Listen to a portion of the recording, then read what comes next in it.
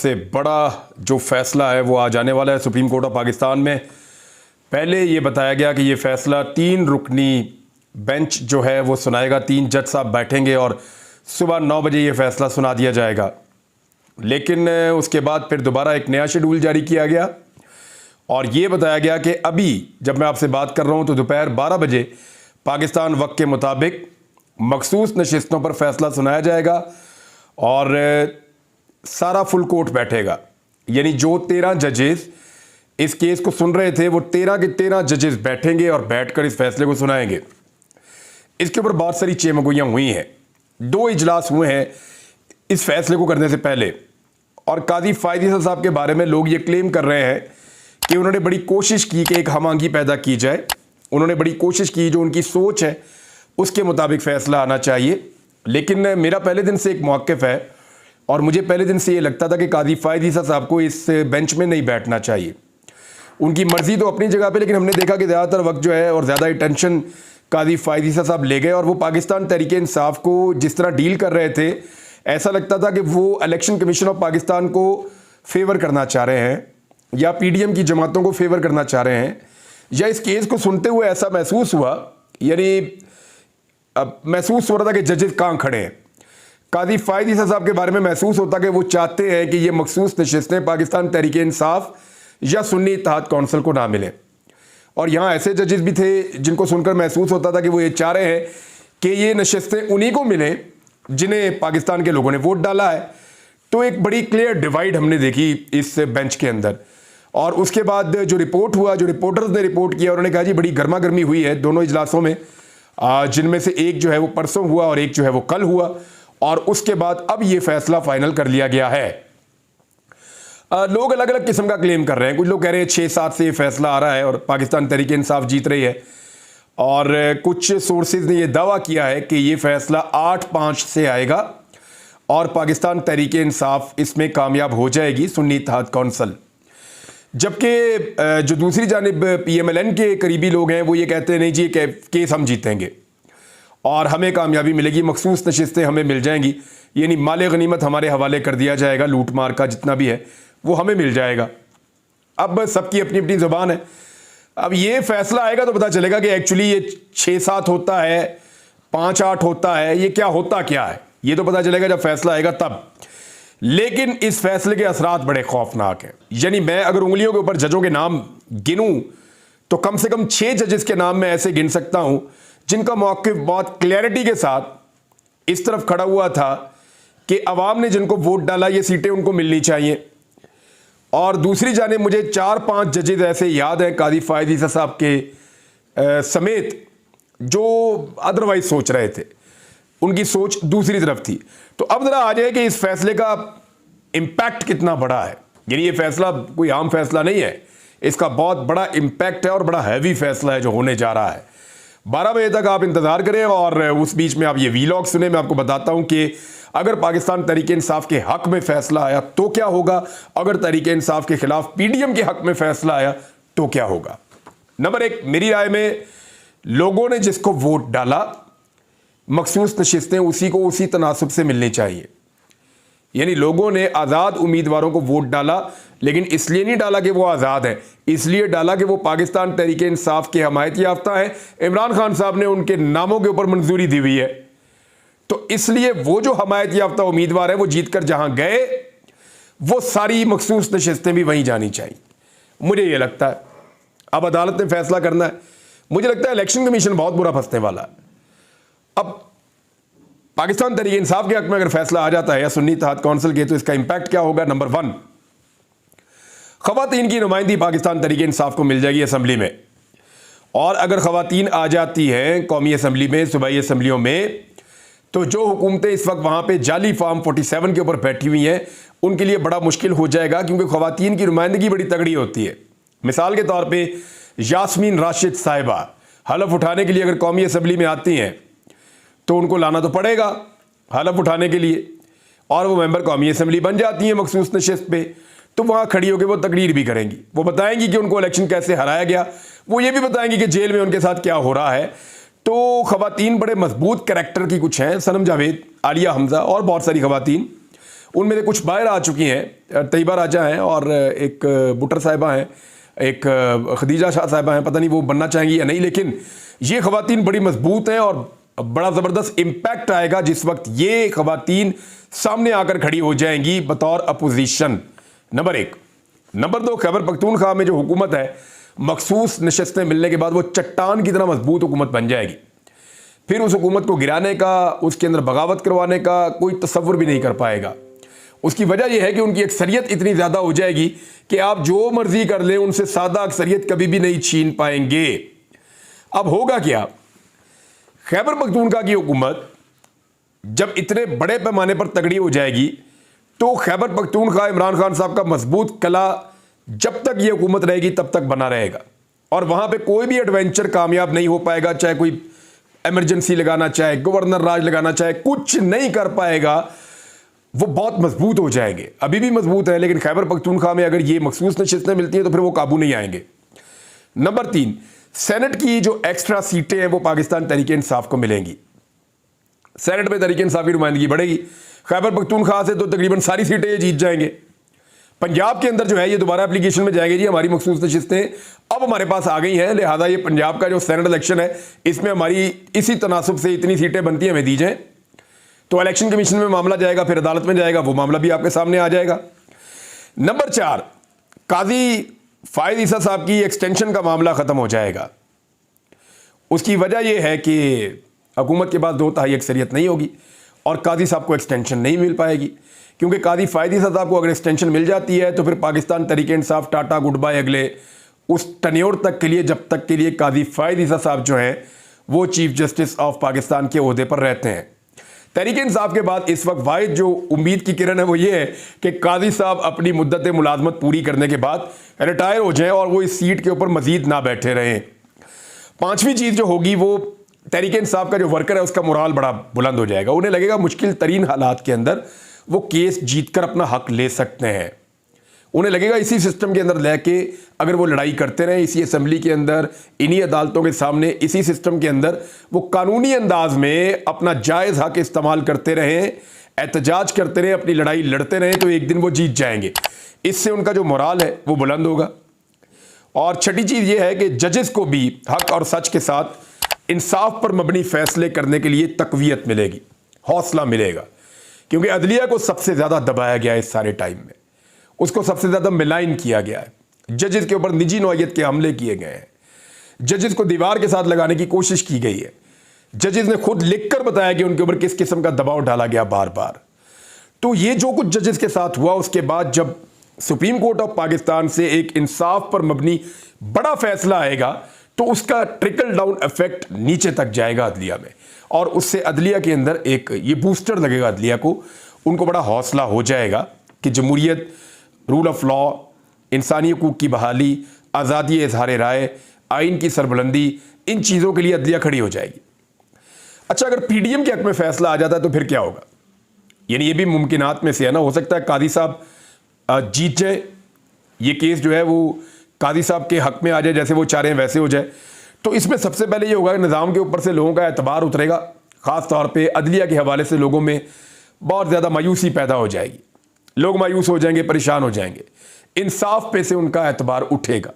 Number 2, हुकूमत को, जो इस वक्त पीडीएम की हुकूमत है, उसको 2/3 अक्सरियत मिल जाएगी। अच्छा, जब 2/3 अक्सरियत मिल जाएगी तो नंबर 3, वो ये करने के काबिल हो जाएंगे कि अपने मनमानी के मुताबिक पाकिस्तान के आइन में तरमीम करें, वो स्याह बनाए, सफ़ेद बनाए, वो कोई भी कानून बनाने के काबिल हो जाएंगे। जैसा कि कादी फायद ईसा साहब को एक्सटेंशन देने का मामला हो तो वो ऐसा कानून बना देंगे जिससे कादी फायद ईसा साहब को एक्सटेंशन दी जा सकेगी। नंबर 4, वो ख़वातीन की मुश्किल अपोजिशन से बच जाएंगे। नंबर 5, अदलिया और इदारों पर मज़ीद कंट्रोल कर पाएंगे। यानी ये उनकी इतनी बड़ी जीत होगी कि वो बताएंगे कि सारा कुछ हमने कंट्रोल कर दिया, देखो हम ये कर सकते हैं तो हम ये भी कर सकते हैं, हम ये भी कर सकते हैं। फिर वो ज़्यादा बुरे तरीके से, ज़्यादा ब्रूटली कंट्रोल करेंगे इदारों को, अदलिया को, हर चीज़ को।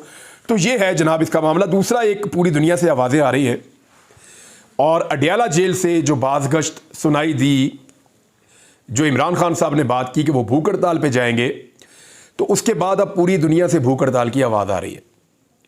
लेटेस्ट इसके बारे में न्यूज़ ये है कि गालिबन मुहर्रमुल हराम के बाद पाकिस्तान तहरीक इंसाफ मुशावरत के बाद यह तय करेगी। इमरान खान साहब अपने वकला के साथ मिलकर इस बात को तय कर लेंगे कि उन्होंने भूख हड़ताल पर जाना है। अब अगर इमरान खान साहब भूख हड़ताल पर चले जाते हैं तो पहले से ही पूरी दुनिया से कॉल्स आ रही हैं, अमेरिका से, यूरोप से, गल्फ से, दुनिया भर में जो मुसलमान मौजूद हैं वो ये कह रहे हैं जी हम भूख हड़ताल करेंगे इन मुल्कों में और बाकायदा उन जगहों पर बैठ कर करेंगे जहां से इंपैक्ट जनरेट होगा। पाकिस्तानी जो है वो लगभग 1 करोड़ के करीब ओवरसीज हैं जो पूरी दुनिया में रहते हैं। इनमें से अगर 2% लोगों ने भी भूख हड़ताल की ना तो ये 2 लाख पाकिस्तानी होंगे। 1% ने भी की तो 1 लाख पाकिस्तानी होंगे। और अगर ये लोग निकल कर बैठ जाते हैं और भूख हड़ताल शुरू कर देते हैं उन मुल्कों में, उन इदारों के सामने, तो उसका बड़ा खौफनाक इंपैक्ट पाकिस्तान के ऊपर आएगा। भारत इमरान खान साहब मशावरत कर रहे हैं और अब तक जो खबर सामने आई है कि मुहर्रमुल हराम के बाद यानी 10 मुहर्रम के बाद फाइनल मुशावरत करके इमरान खान साहब भूख हड़ताल पर जा सकते हैं। अगर उनके मुतालबात ना माने गए तो देखिए, भूख हड़ताल का उसूल ये नहीं होता कि आप फौरी तौर पर भूख हड़ताल कर देते हैं। उसका तरीका यह होता है कि आप अपने मुतालबात सामने रखते हैं। मुतालबात सामने रखने के बाद आप ये कहते हैं कि मैं फलां डेट दे रहा हूं, इस तारीख तक, यानी 2 हफ्ते, 3 हफ्ते, 1 हफ्ता, इस तारीख तक मेरे मुतालबात अगर तस्लीम ना किए गए तो फिर मैं भूख हड़ताल पे चला जाऊंगा। आपके पास इतना वक्त है, वो जो भी जायज़ वक्त हो वो दिया जाता है। अच्छा, उस वक्त तक इंतजार किया जाता है। अगर मुतालबात ना माने जाएं तो फिर भूख हड़ताल पे चले जाते हैं। यह है भूख हड़ताल का तरीकाकार। अब देखते हैं इमरान खान साहब के मुतालबात क्या होंगे और वो मुतालबात बाहर कैसे आएंगे और इमरान खान साहब उसमें कितना वक्त देंगे और उसके बाद भूख हड़ताल का बाकायदा आगाज पूरी दुनिया में और पाकिस्तान में खास तौर पे कैसे होगा। एक और जो बड़ा अहम केस है उस पर हम बात करते रहते हैं। उसमें अदालत ने एक तरफ हुक्म जारी किया, इस्लामाबाद हाई कोर्ट का जो ट्रिब्यूनल है जस्टिस तारिक महमूद जहांगीरी साहब का, उन्होंने कहा जी फॉर्म 45, 46 और 47 रिटर्निंग अफसरान जो है वो जमा करवाएं। ये उन्होंने फाइनल हुक्म जारी कर दिया और ये कहा कि ये कागजात जमा करवाए जाए और कागजात जमा करवाए जाए ताकि इस केस को निपटाया जाए और 22 जुलाई तक का समाअत को मुलतवी किया गया। दूसरी जानिब इस्लामाबाद हाई कोर्ट में ये केस चला गया था। Chief justice Islamabad high court, जिनको कहा गया है कि वो पाकिस्तान तहरीक इंसाफ के केसेस से अपने आप को दूर रखें, जनाब चीफ जस्टिस आमिर फारूक साहब के पास। तो आमिर फारूक साहब ने इस केस में एक हुक्म जारी फरमा दिया है जिसमें यह है कि इलेक्शन ट्रिब्यूनल को 3 हलकों का बाकायदा ट्रायल मजीद बढ़ाने से आमिर फारूक साहब की अदालत ने रोक दिया है। उन्होंने कहा जी कार्रवाई क्या चल रही है अदालत में, जिस पर वकील शुएब शाही ने जवाब दिया कि एक केस आज था, दीगर 2 केसेस पीर को समाअत के लिए मुकर्रर हैं। चीफ जस्टिस ने कहा अगर हम केस 22 जुलाई तक रख लें तो कोई इशू तो नहीं है, अगर प्रोसीजर की कोई खिलाफ वर्जी होती है तो चैलेंज किया जा सकता है। उन्होंने कहा मुझे समझने में वक्त मिलेगा, मैं 4 या 5 दिन में इस केस के ऊपर फैसला कर दूंगा और उसके बाद जो है वो केस आगे बढ़ जाएगा। लेकिन अभी तीनों हलकों में जो केस चल रहा है ट्रिब्यूनल के अंदर, ट्रिब्यूनल को मना कर दिया गया है कि वो इनके ट्रायल को आगे अभी ना बढ़ाए। तो जनाब ये एक डेवलपमेंट है, मैंने आपके साथ शेयर कर दिया, लेकिन ये ज़्यादा देर रुकेगा नहीं मामला। ये अगर ट्रिब्यूनल यही रहा या इस्लामाबाद हाई कोर्ट के कोई भी जज इस्लामाबाद हाई कोर्ट के यानी कोई भी एक हो जाए जो इस ट्रिब्यूनल के जज हुए, तो ये जनाब फारग हैं 3 सीटें PMLN की और ये मिलेंगी पाकिस्तान तहरीक इंसाफ को। सिर्फ एक सूरत है कि बाहर से कोई अपना जज ला के, कोई अपना रिटायर बंदा ला के उसको ट्रिब्यूनल का जज बना दिया जाए, तो फिर तो शायद ये सीटें बचा पाएं अपनी। लेकिन अगर ये इंसाफ के साथ इसी अदालत के किसी भी जज ने सुन लिया तो ये गया, ये 3 सीटें गई और ये बंद टूट जाएगा और जब बंद टूटेगा तो सबको लग पता जाएगा। पाकिस्तान तहरीक इंसाफ को ऑफर की गई है जी कि आप चेलम के बाद जो है वो जलसा कर लें। अब परवेज खटक की चेलम के बाद जलसा कर लें, यानी 40 दिन अभी और गुजारे उसके बाद जलसा करें। तो इसके ऊपर तहरीक इंसाफ ने कहा जी 27 तारीख को हमें जलसा करने दें, 10 मुहर्रम तक का हम एहतराम करते हैं, उसके चंद दिन के बाद भी हम रुकेंगे और 10 दिन के बाद हम जलसा करेंगे, तो हमें 27 तारीख को जलसे की इजाज़त दे दी जाए। अब इस पर जो है वो दोबारा से नेगोशिएशंस हो रही हैं, देखें क्या होता है। एक और खबर है, नैब की जो टीम है उसकी दौड़े लग गई। हुआ ये कि परवेज खटक साहब ने जो गवाही दी है वो गवाही उस गवाही से मुख्तलिफ है जो स्टेटमेंट उन्होंने तफ्तीशी अफसर को दिया था। यह पता नहीं कन्फ्यूजन में हो गया है या वो घबरा गए थे, लेकिन अदालत के सामने खड़े होकर परवेज खटक ने जो स्टेटमेंट दिया है वो स्टेटमेंट उस स्टेटमेंट से मुख्तलिफ है जो स्टेटमेंट परवेज खटक साहब ने तफ्तीशी अफसर को दिया है। और नैब के डिप्टी प्रोसिक्यूटर परेशानी के आलम में आए और हाँफते कांपते जज साहब को कहा कि परवेज खटक को हॉस्टाइल विटनेस करार दे दें, यानी वो नहीं बेचारा दे पाया। जज साहब ने जनाब ये नहीं मंजूर की उनकी इस्तदा, तो नैब की लीगल टीम के एक और रुकन भागे हुए अदालत पहुंचे और उन्होंने भी अदालत से परवेज खटक को हॉस्टाइल विटनेस करार देने की दरखास्त की। परवेज खटक का जो बयान है वो नैब को दिए गए बयान से मुख्तलिफ है और नैब की टीम अब ये चाहती है कि जनाब को इसमें रास्ता निकाला जाए। तो परवेज खटक साहब से गलती हुई है या वो जानबूझ के करके चले गए हैं, लेकिन ये मामला भी इमरान खान साहब को फ़ायदा दे जाएगा। एक खबर और मैं आपको सुनाता हूँ, वो आसिफ अली जरदारी साहब से मुताल्लिक है। देखिए है तो ये नूरा कुश्ती है ना, लेकिन जरदारी साहब ने कहा मुस्लिम लीग नून से हुकूमत नहीं चल रही, हम हुकूमत बनाना और गिराना जानते हैं, ये जरदारी साहब ने कहा।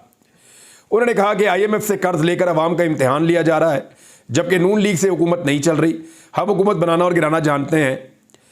और पार्टी रहनुमाओं से बातचीत कर रहे थे, पार्टी रहनुमाओं ने शिकवे शिकायतें की, उन्होंने कहा जी बेड़ा गर्क हो गया, अवाम नाम ही नहीं सुनना चाहती, गंदी गालियां पब्लिक दे रही है, पंजाब में ख्वाब भी ना देखना आज के बाद, एक काउंसलर भी आप नहीं जीत पाएंगे। जरदारी साहब को भी पता है जैसे इन्होंने सिंध में इलेक्शन जीता है वैसे इन्होंने मुल्तान में भी इलेक्शन जीत लिया है, लेकिन ये दावो एस्टेब्लिशमेंट हर दफा तो नहीं लगवाएगी इनका, यानी हर मरतबा तो एस्टेब्लिशमेंट के हाथ से पकड़ के गिलानी साहब के बच्चों को असेंबलियों में नहीं ना लाना, हर दफा तो असेंबलियों के अंदर जो है वो बगैर इलेक्शन लड़े आसफा जरदारी से नहीं पहुंच जाना, हर दफा जरदारी साहब को ये सहूलत इस तरह तो नहीं मिलनी, हर दफा तो नहीं होगा ना, इस मरतबा तो दाव लग गया है, तो अब वो बेचारे अपोजिशन भी बनना चाहते हैं। देखिए एक बात याद रखिएगा कि आज पाकिस्तान के अवाम को जितनी मार पड़ रही है वो सारी मार पड़ने के पीछे नवाज शरीफ, आसिफ अली जरदारी, शहबाज शरीफ, बिलावल जरदारी, मरियम नवाज, ये सारे लोग और इनके साथ फजलुर रहमान साहब, और आप शामिल कर लीजिए ANP को भी और MKM को खास तौर पे आप इसमें शामिल रखिए, और फिर एस्टेब्लिशमेंट की इसके ऊपर छत्तर छाया, ये सारे लोग मिलकर पाकिस्तान की अवाम की बर्बादी की जिम्मेदार हैं। जो कुछ भी अभी हो रहा है ये आपस में नूरा कुश्ती थोड़ी थोड़ी करेंगे, कभी कभी कोशिश करेंगे कि हम है अपोजिशन, हम है हुकूमत, लिहाजा हमसे ही बात करो, तो ये नहीं हो सकता, लोग अब बेवकूफ़ नहीं बनेंगे। तो जरदारी साहब कभी अपने कारकुनों को, कभी हुकूमत को, कभी इसको कभी उसको बेवकूफ़ बनाते, अभी इन सब ने मिलकर अवाम का गला काटने वाला, अवाम को तबाह बर्बाद करने वाला, लोगों के घरों के पंखे तक बंद कर देने वाला, उनकी जेबों पे हाथ डालने वाला बजट इन सब ने मिलकर अभी अप्रूव किया है, मिलकर इन्होंने बजट मंजूर करवाया। अगर इनकी गैरत जाग रही थी और इन्हें लगता था कि ये अवाम दुश्मन बजट है और IMF के साथ मिलकर ज्यादती कर रहे हैं, तो जरदारी साहब पासे हो जाते। ये वही आसिफ अली जरदारी है ना जिसने अपनी गाड़ियों का खर्चा 400% बढ़ाया अभी, ये वही आसिफ अली जरदारी है जिसने अपने लॉन का खर्चा दुगना कर दिया अभी, ये वही आसिफ अली जरदारी है। इनकी बातों में नहीं आना आपने। अब तक के लिए इतने, अपना ख्याल रखिएगा, अपने चैनल का भी। अल्लाह हाफिज़।